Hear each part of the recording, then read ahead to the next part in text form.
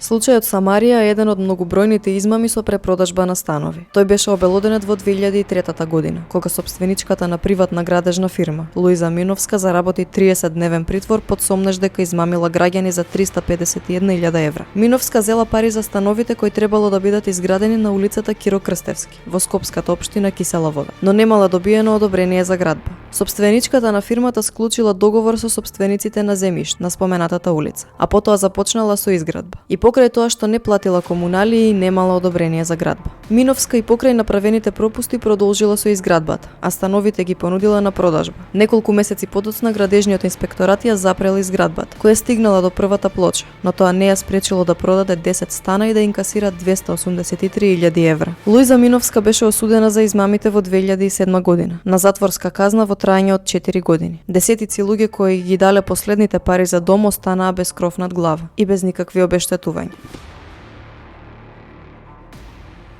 Маријан Тушевски боксер и Кира Јанев Бамбус беа убиени ноќта помеѓу 10 и 11 јули во 2001 година, пред кафулето Пантареј, околу полноќ на платото меѓу зградите на улица Атинска во скопската населба Тафталиџ, како што тогаш објави полицијата од двајца професионални екзекутори. Тогаш убиството се поврзуваше со тепачка еден месец пред убиството, а во која вмешан беше и шурата на тогашниот министер за внатрешни работи Љубе Бошковски. За Тушевски во јавноста и медиумите се пишуваше и зборуваше дека е измамник, лихвар и криминалец. Во 2012 година за убиството беа приведени 9 лица, меѓу кои и полициски функционери. Поранешниот министер Бошковски подоцна беше ослободен од обвинението. Судот изрече ослободителна пресуда за Бошковски како и за двајца други обвинети, додека за екзекуторите, кои беа недостапни за органите на прогонот, е изречена доживотна казна затвор. Никој не одговараше за убиството.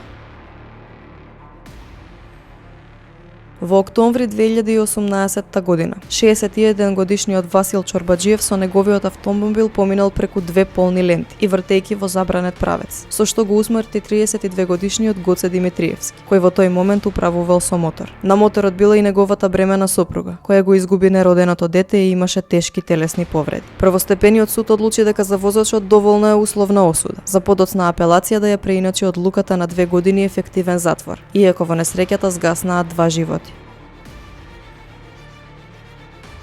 На 25 јуни 2016 година, по банална расправа во Куманово, со автомобил беше прегазен 4-годишниот Алмир Алиу. Детето било донесено од семејството во болницата во Куманово, пошто настанала расправија кој прв да влезе во ординацијата. Настанала физичка пресметка помеѓу роднини на двете семејства, кога БИ со својот Мерцедес удрил во родителите и детето. Детето една недела беше на апарати на детската клиника во Скопје и не успеа да закрепне од тешките повреди. Првично возачот на автомобилот се гонеше за убиство, пошто обвинителството го преквалификува делото, па тој доби 6 години затворска казна. Апелација сметаше дека казната е превисока, иако починало 4-годишно дете, за потоа да ја намали казната на само 4 години затвор. Проценете сами колку вреди човечкиот и животот на едно дете во Македонија.